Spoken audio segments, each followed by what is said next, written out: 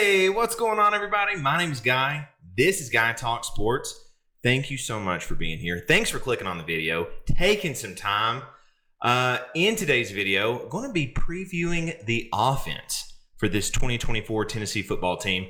I'm really excited about this one. I think this is going to be an offense that Tennessee fans, remember back from 2022. Right? This is what we were hoping for in 2023. Didn't really get there. Some things just weren't in sync. Had some tough breaks, but I'm really excited about this 2024 offense. We have a lot of weapons. Offensive line's got some experience. We're going to go position by position, kind of, figure out who's going to be playing, who's going to be starting, who's going to be getting more playing time, go through the players, and then I'll talk about, different things I've heard through camp so far. And of course, ultimately, these are all my opinions, right? It's what they put out on in that first game against UTC might be completely different than what I'm predicting on who I'm predicting to start and what I'm expecting to see. But I think this is going to be a good one. So, real quick, in the description of this video, you're going to see timestamps that you can jump ahead to each position. So I'll include that in the description if you want to, skip ahead to running backs or left guard, whatever. You can go down there and click on it, and it'll take you to that part of the video. Before we get into anything, though, hit that subscribe button for me.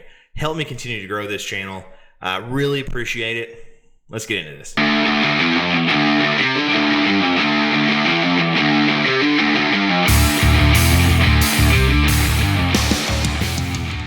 All right. 2024 offense for the Tennessee Volunteer football team. We're going to start out with the big one, right? We're going to start out with quarterback. I don't think there's any question in anybody's mind who is supposed to be starting in this position, who's going to be getting the playing time, and that, of course, is number 8, Nico Iamaleava. Really excited. Watched him in that Iowa game. I've talked about him last couple of videos, but watched him in that Iowa game, and I remember going into that game just saying, he has all this hype around him. Let's not put too much pressure on him, right? I was like, let's not put too much pressure. Just enjoy the game, see what he can do. Realize he's just a freshman. This is his first start, and he tore up a really good Iowa defense. He absolutely tore him up. He's I've said this before too. He's jittery in the pocket. He's elusive. He can make plays with his legs, and I think that is perhaps one of the biggest variables that this offense was lacking last year. I think it was the lack of a running quarterback. Now, that being said, Joe Milton had some good runs, right? He had that huge 80-yard run. I think that was UTSA, I believe. To start off the first play of the game, he had some good runs, but he would just about go out of his way to make sure he could throw the ball instead of just tucking and run when that was the best option. So, and not knocking Joe Milton, he did a lot of great things. I'm very appreciative of him. I think I definitely think he was the right person to start. I think you could debate for a long time if later on in the season, once you've lost a couple, if you don't just go ahead and get Nico ready for this year. I understand they were wanting to redshirt him, but he's not going to be here after his junior season. So either way, I digress. Super excited about Nico. Everything that I've heard, I watch a lot of different stuff as far as updating from camp and different things like that. He's spinning the ball well, putting the ball where he needs to. He's got a great arm. Like I said, great in the pocket. Great, using his legs, which you won't see that so much in practice as you will in game time. They're not going to let anybody touch him in practice before he gets into a real game. They said Gaston Moore got a great understanding for. I think it was Joey Halsley when he was doing an interview a few days ago, was talking about how Gaston Moore's got a great concept of the offense. He's been here for a few years, been under Josh Heupel for a long time, came from UCF. And he's got just a great grasp of it. I think going into the season, he's going to be your number 2 quarterback. And, barring anything, I think the goal is Nico starting every game, right? Barring any injury. I think if Nico was to be hurt for, I don't know, a couple quarter, the second half of a game, or maybe a full game, maybe even a couple games, I think Gaston Moore is who they're going to put out there because they feel so comfortable with him. He's, like I said, he can control this offense. He's been around the block a time or two in this offense, and he's got enough ability that you would feel okay, rolling out. I think even against a team like, maybe like a Mississippi State or something like that, that you'd feel okay. He can go out there and score some points. Is he Nico? No. Does he have the same talent as Jake Merklinger or some of these other quarterbacks that are coming in? I don't think so. But he's got a good head on him, and sometimes when you're needing a quarterback, that's what you need, right? I think he can go down there and get you some points, enough points to win some games, and so I think he's going to go in as the number 2, and then that leaves Jake Merklinger as your number 3. A lot of people are looking into the future. They're talking about Nico, and then you got George McIntyre coming in next year. Tennessee just got a huge 2026 quarterback commitment in Faison Brandon, who is, I think he's the number 1 player in the country. So you got some big time talent coming in. People tend to sleep on Jake Merklinger. He was a really good prospect coming out of high school, and I think they're really happy with where he is. I think Halsley said he's going to get some playing time this year. You'd love to see us go up by 30 points in the first half against UTC. Strut out Gaston Moore for a couple drives, and then let Jake Merklinger get some serious minutes because they need to be developing him. Because if you do have a scenario where Nico goes out long term, you're going to. I think they're going to go away from Gaston Moore if it was like a long term injury, like the rest of the season or quite a few games. I think they would then look to Jake Merklinger. Okay, let's get him developed, see how good he can be this year, and then we'll have at least have a decent option there. I think he's like I said, he's got a lot of talent. He's not afraid to run the ball, but he is just a freshman, and so that's why I think Gaston Moore is going to be your number 2.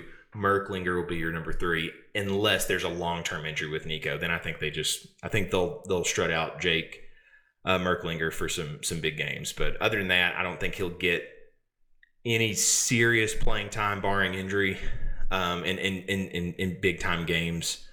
But he is an exciting prospect, right? And Joe Halsley had a lot of good things to say about him. So be sure to check that. You can find that on YouTube. Check out that interview if you haven't got a chance to. So that's your quarterback position. Nico's looking good. It's exciting. We finally get to see Nico throw the ball. And as much as I've heard about him, he's living up to the hype so far. So, and that Iowa game didn't dampen any expectations. But let's now shift to the running back position. And it's going to be a healthy dose of Dylan Sampson. He is by far your best option, by far your number 1 option. He has elite speed. He's got some elusiveness to him, and I think he's going to be, as good as Jalen Wright was last year, I think Dylan Sampson has an even wider array of talents that he can bring to that offense. So Jalen Wright, undoubtedly amazing, running through the tackles, could get small, hit the gap, and he was gone. I think Dylan Sampson may even have a step on him. And you're talking about Jalen Wright, who ran a really good 40 time. I think it was a 4.3 guy in the 40 times. He was very fast. I mean, if you remember that Georgia game last year, when he got to that secondary, he blew by everybody and he was gone. And so, that wasn't the only time he did that. But I think Dylan Sampson may even have a step on him in speed. But I think Dylan Sampson's, what he brings to the table that I don't think Jalen Wright could as much, is catching the ball. I think Dylan Sampson is an elite pass catcher, and I think he brings a whole nother a whole nother level to the running back position because of his ability to catch the ball. He's really good in space, and if you can throw a little wheel route out to him, I think it's going to be hard to bring him down. I think it was last year in the Virginia game they hit him on a wheel route. I might be remembering wrong, but either way, really good at catching the ball from the backfield. I think there are two big questions about Dylan Sampson. Number one, by far, is can he block for the quarterback? Because I think that's something in his first 2 seasons that you have seen big time. I think that's what kept him from being on the field more, I think, was Jalen Wright and Jabari Small both were much better pass blockers than Dylan Sampson. And so I think it was the LSU game in the 2022 season.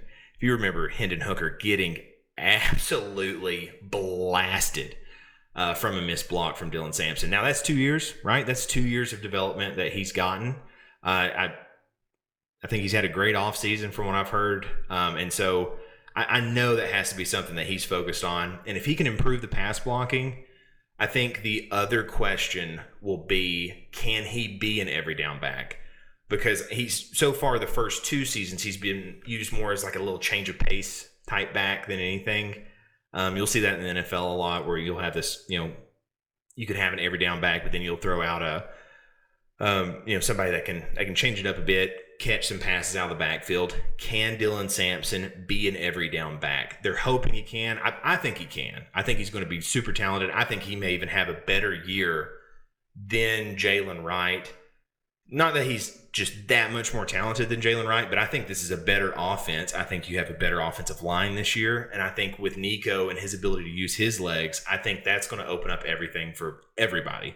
And I think Dylan Sampson's going to have a really good year if he can stay healthy. Behind him, I think in an ideal world, you would have Cam Seldon, right? Unfortunately, I think it was in the spring, Cam Seldon got hurt. And then I think they updated him a few days ago where they were talking about how the hope, he's ahead of schedule. And I think the hope is that he can make it back.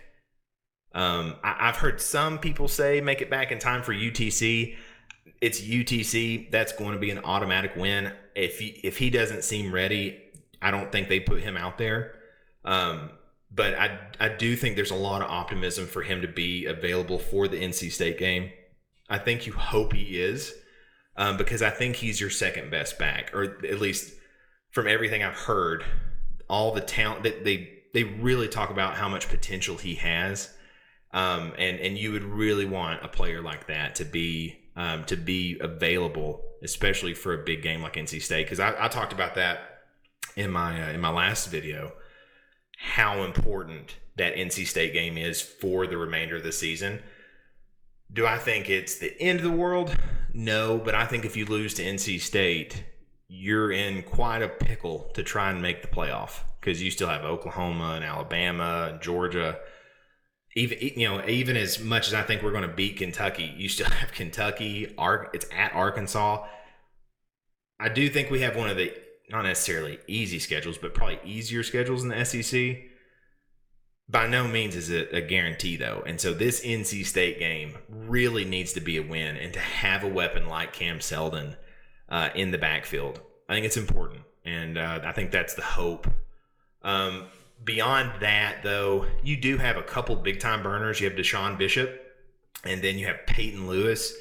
And Peyton Lewis apparently can turn into a rocket ship. So he's supposed to be super, super fast. If you've seen any of his highlight film from high school, he is a very fast person. And so that there are other options. And then you have the bigger back in Khalifa Keith. And I think he's definitely your third and short, fourth and short. You need a couple yards. I can't remember his size. It's somewhere between 6 foot and 6'2", 240 or something like that. He's a big back. Big body, and can hit a hole and get you a few yards. And so I think he might be one of the more underrated backs in that backfield, because so many people are going to see Peyton Lewis's speed and be like, we need to get him on the field. Deshaun Bishop, his speed, we need to get him on the field if Cam Seldon's not available. Some people are going to sleep on Khalifa Keith, and he's a big dude. And when you have a big-time running back like that, it can really help when you're in that third and short. If you're on the you're on the 40-yard line, you have to make a first down. You're just beyond field goal range, and it's a 3rd and 2 or a 4th and 1. You're going to want somebody like Khalifa Keith you can give him the ball, and he's going at minimum he's going to get stretched beyond that line of scrimmage and get you a yard. So I really think that he's an important piece of the puzzle for that running back room. It's a good room. I think it can be it's going to be a much better room when everybody's available. But I do like your options there. I think a lot of talk in the offseason was about, will Tennessee bring in another big time running back? And I think they kicked the tires on a few different prospects, a few different people in the transfer portal, but ultimately decided against it or just missed. And I don't know if it was either because they just missed on all those guys, or if it was just their assumption that the running back room was good enough. And so I think the running back room is one of the positions this year that you just have to have faith in the coaching staff, that they know what they're doing, that they know what they're talking about, and that we have enough guys there, enough star potential to help keep this offense fresh. Because the last thing you want to do is become one-dimensional with Nico, and then everybody's just gearing up trying to sack Nico because they know that you're going to throw the ball, right? And so the running back room is a position where you never want anybody to get hurt, but you really need that running back room to stay healthy this year. And so I think it's about all I got on that one. Let's move on to the wide receiver room. And I think the wide receiver room is one of the most fascinating groups to talk about on the whole team this year, because you have so much in that room. There are so many people in that room that could start, or at least have serious playing time this year. With this wide receiver room, I think you have at least 9 guys that you feel comfortable with trotting out there at any given time. Maybe even 11 if you include Nate Spillman and Dayton Sneed. Let's run down them. You got Dante Thornton Jr., Squirrel White, Brew McCoy, Mike Matthews, Chaz Nimrod, Braylon Staley, Chris Brazzell II, Nathan Leacock, and Caleb Webb, along with Nate Spillman and Dayton Sneed, whose brother just committed to Tennessee for the 2026 season. Big time tight end commitment. That's a lot of bodies, and that's a lot of talent. That's a very talented room, and I think as big of a regression as you saw in that wide receiver room last year, because it wasn't all Joe Milton. That wide receiver room struggled. I think you saw a ton of drops last year that you really didn't typically see. I don't know what was so out of sync about last year, but boy, things just didn't click. And I think this year you really have the potential to be special in that wide receiver room. I think it's a non-starter to argue against anybody starting over Brew McCoy. He's going to be out there, out wide. You're going to have Brew McCoy starting. I think on the other side, I've heard a lot mentioned of Chris Brazzell. Is it enough to overtake Dante Thornton out there? You have Braylon Staley who's come in. Nathan Leacock, is he doing anything in the camp? I haven't heard his name a lot. Caleb Webb, I think I haven't heard his name too much either. I think Chris Brazzell's probably going to be your other starter, though. You're going to have Brew McCoy, and then you're going to have Chris Brazzell on the other side. And if you've watched any of his highlights at Tulane, he is a very talented receiver. And I think it was Ricky Gibson who was getting interviewed, and he said the hardest guy to guard out there is Chris Brazzell, because he just his length, his athleticism, his route running. It's elite, and I think he was a big time SEC wide receiver playing at Tulane. He is where he belongs. He's an SEC type receiver, and I think he's going to get the nod, probably over Dante Thornton Jr. And I'm not I'm not necessarily short on Dante Thornton Jr. I think Dante Thornton is going to be a very good player as well. I think he was finally things were finally starting to click for him last year before he got injured. He had that big touchdown catch. Actually, that was when he got injured, was that big touchdown catch in Missouri. But even the weeks leading up to that, you saw some progression with him, especially when they moved him back outside. And you're going to have a lot of potential there. I think he and Chris Brazzell in particular are the two guys that have been duking it out for who's going to start on that opposite side of Bru McCoy. And I do think they're going to try and rotate a little bit more. If you look back these last few years, they pick 3 to 5 guys, and they don't tend to deviate much.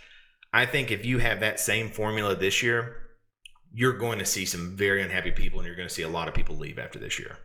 Go into the portal. So they have to start working more people in, I think, because you have so many people in that room. Now, that being said, let's talk about the slot. So last year, Squirrel White, your starter. This year, I had all assumptions that Squirrel White was going to be your starter. And I was listening to a podcast. I think it was from it was Ben McKee from Go Vols 24/7. It was their podcast they were doing about I think it was the first week of review of preseason camp. And the others seemed to say Squirrel White was definitely was going to be your slot starter. But he was really high on Chaz Nimrod, who apparently has had an amazing offseason. And I think I'm not trying to put words in his mouth, but I'm pretty sure he was talking about how if Tennessee played today, he believed Chaz Nimrod would start over Squirrel White. And that's a pretty crazy assumption because Squirrel White was a really good slot player last year. And I think he's going to be even better this year. But apparently Chaz Nimrod has had an amazing offseason, and that's what you want to hear. You want to hear that. So I think it'll most likely be Squirrel White. He seemed to think different though. And they get to watch the practice and stuff. So he's seen something that I haven't got to see.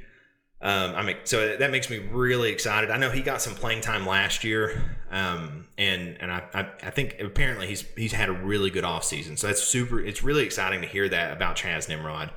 And then behind him, I think Mike Matthews, he's been a little banged up in preseason camp so far, but I was watching something today that said that it showed him he was practicing a little bit more today. So I don't think there's anything there to worry about. But Mike Matthews, I think he's got the potential to play the slot. I think you could put him anywhere out on that field, and I think he has to get some playing time this year. He's too talented. If you remember him, that big touchdown catch in the orange and white game last year, where he just reaches all the way around, grabs it, and scores. He is a big time talent. I think you have to get him on the field somehow. So, ton of options. Like I said, if I had to pick, I would say Bru McCoy, Chris Brazzell, and then Squirrel White in the slot. But apparently you got Chaz Nimrod who's chomping at the bit. You got Dante Thornton. I think he's had a pretty good camp so far too. So you have a lot of weapons in that wide receiver room, and then you have a really good quarterback out there. And if you can get even a decent effort from the running game, I think this offense is going to be humming, because I think that the passing game is going to be electric this year, and I think you have a ton of weapons.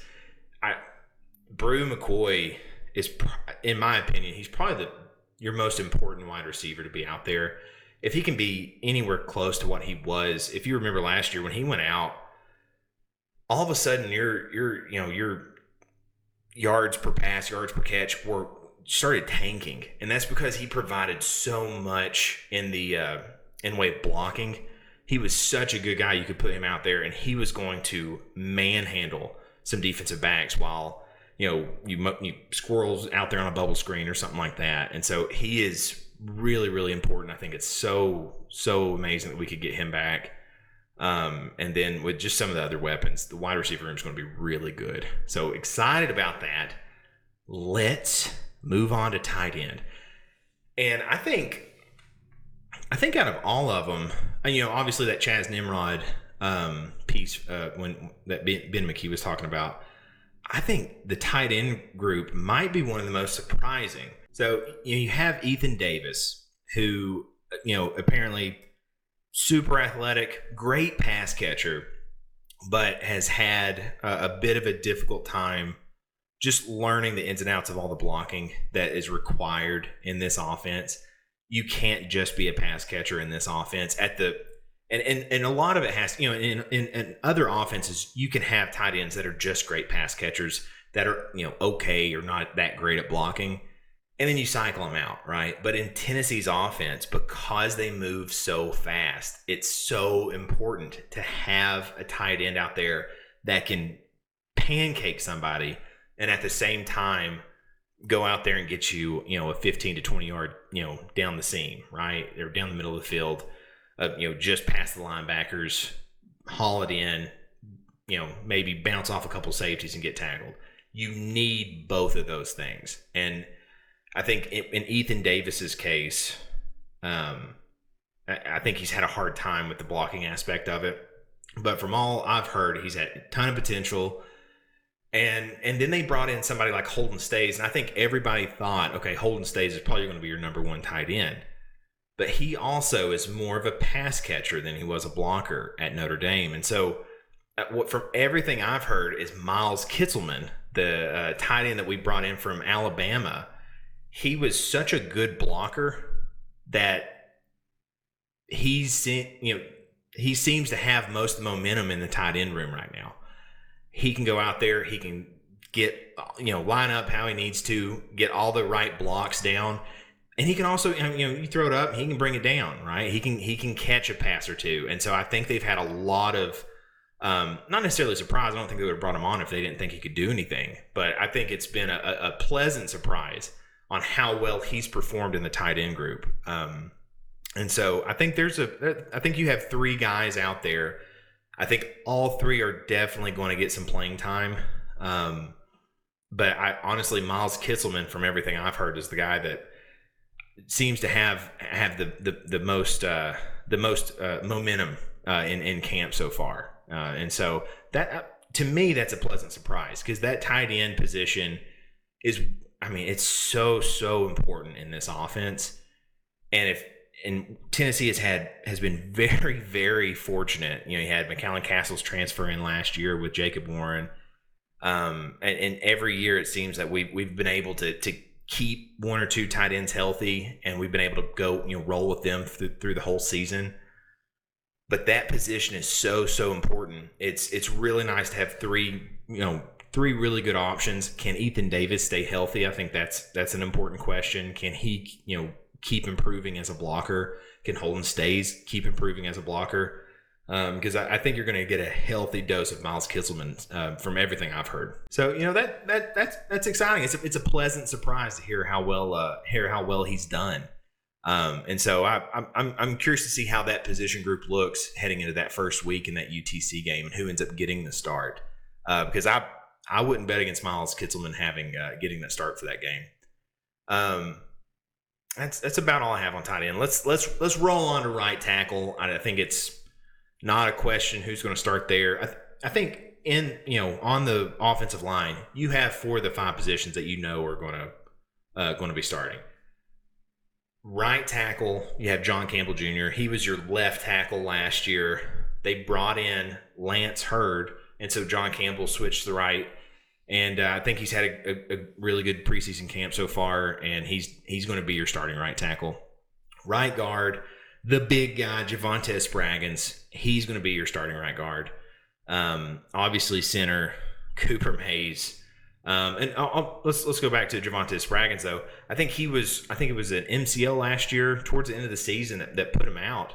And apparently he's had a really good offseason, rehabbed really well, and I think he's going to be ready for the season. So at center, honestly, both those guys you need to be wrapping in bubble wrap. At center, Cooper Mays, he is your linchpin in this offense.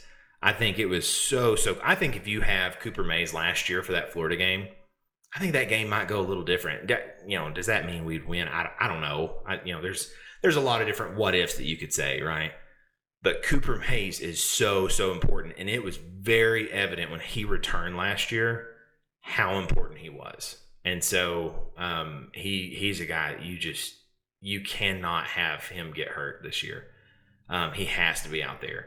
I think behind him, we'll talk about, who's going to be backing up who. Left tackle, let's jump left guard. Let's go to left tackle. Lance Hurd. I think he had a knee injury of some sort in the summer. But from all I've heard, he's going to be okay for the season. I haven't heard anything otherwise.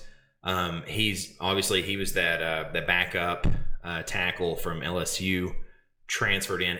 Every team out there wanted him. He has a ton of talent. He's the guy that you need out there to make sure Nico doesn't get blindside sacked, right?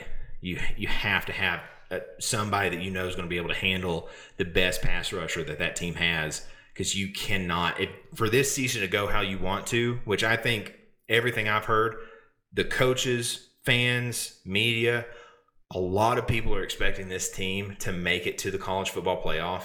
If you want it to go that way, Lance, you have to have Nico healthy this whole year. And in order to do that, you have to have the left tackle healthy, and that's Lance Hurd. And I think if Lance Hurd went out for long term, I think you would move John Campbell back to the left side, probably throw Dane Davis in on the right side. But while Lance Hurd is healthy, you're going to have him out there at left tackle.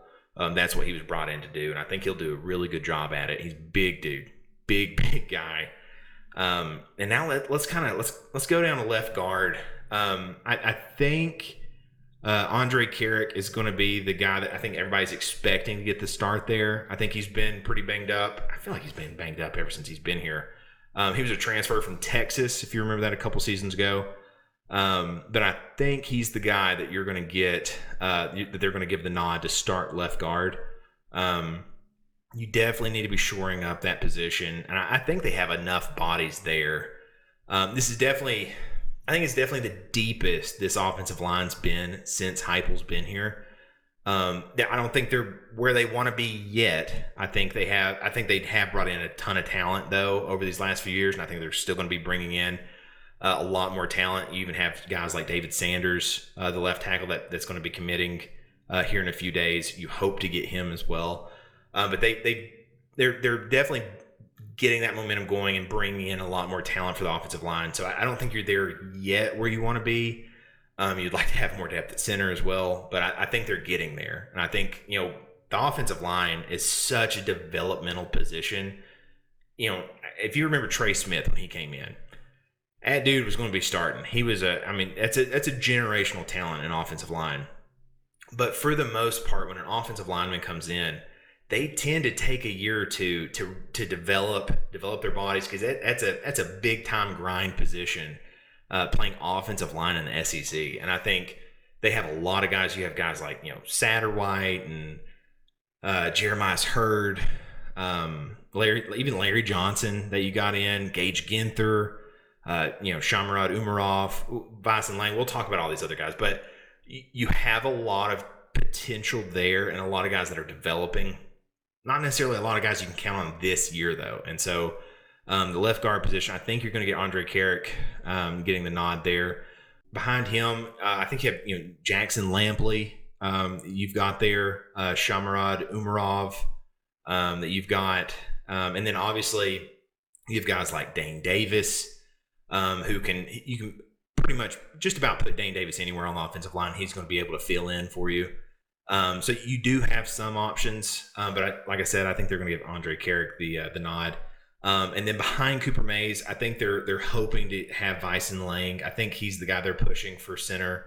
But you need Cooper to stay healthy, because I don't think they feel. It's not that I think they feel. I don't think they feel as confident with any of these other options as you would Cooper Mays. And so I think out of any of the positions, Cooper's definitely the guy you got to keep healthy. Like I said, Dane Davis, he can play just about anywhere. But I kind of ran through them already. You have a lot of talent, on the offensive line, but they're all young guys. Like you have, Bison Lang, redshirt freshman. Shamarad Umarov, redshirt freshman. William Satterwhite, freshman. Masai Reddick, redshirt sophomore. You have Jeremiah Hurd, freshman. Aiden Bussell, redshirt freshman. Trevor Duncan, redshirt freshman. Bennett Warren, freshman. Gus Hill, redshirt sophomore. Max Anderson, freshman. Jesse Perry, freshman. Brian Grant, redshirt sophomore. Larry Johnson, third redshirt sophomore. And then Gage Ginther, freshman. That's a young group of people behind the starters, right? So as experienced as this offensive line is, while you do have some depth, I think you really would love 9 or 10 guys to be able to count on for this season. I think you probably have more like 7 that you feel pretty decent about. I think they feel pretty good about Jackson Lampley. They feel pretty good about Dane Davis back there. How far can Vyson Lane go? How far can Umarov go? I think those are your 2 better options as far as the younger guys on the team. But then behind that, it's just a lot of younger dudes that are still developing in their positions. And so I think offensive line, you feel good about. They have to stay pretty healthy though. If you get hit with an injury bug hard on the offensive line, you could see a pretty big regression. But anyway, that's all I've got for this one. I wanted to kind of give my take on the offense, preview this offense, who I thought was going to be starting, who I've heard is making some noise on this on the offensive side. I'll do a video kind of previewing the defense here in a few days. They have already had an important defensive back go down, so I think there's a lot more variability on the defensive side than there is the offensive side on who's going to be starting and who's going to be getting significant playing time. I know obviously everybody's talked about the defensive backs and how good they can be, because that tends to be the Achilles heel of Tennessee's team the last few years. So, but I wanted to give a rundown on the offense. I think this is going to be a really, really good offense, potentially elite. Can it live up to the 2022 offense? I don't know. You hope so. Can it be even better? You hope so. That's a high ceiling though. But that's all I got for this one. Thank you so much for watching this video. I really do appreciate it. Please drop a comment down below. Is there anybody that I might have looked over for a potential starter on the offense, or anybody that I looked over that might contribute significantly this season on the offensive side? Let me know. How good do you think this offense could be? Drop a comment down below. If you don't mind, like the video. That really helps me out. And hit that subscribe button. Go ahead, just do it. Help me continue to grow this channel. I really appreciate it. Lastly, if you don't mind, tell somebody about it for me. Tell somebody about these videos, about the channel. That is how this thing is going to grow. We're really, really close to 1,200 subscribers. I really do appreciate each and every one of you. Thank you so much. Like I said, look for me to do a defensive preview here in these next few days on who I think is going to be starting and or at least contributing significantly. Again, thank you so much. Go Vols. We'll see you next time.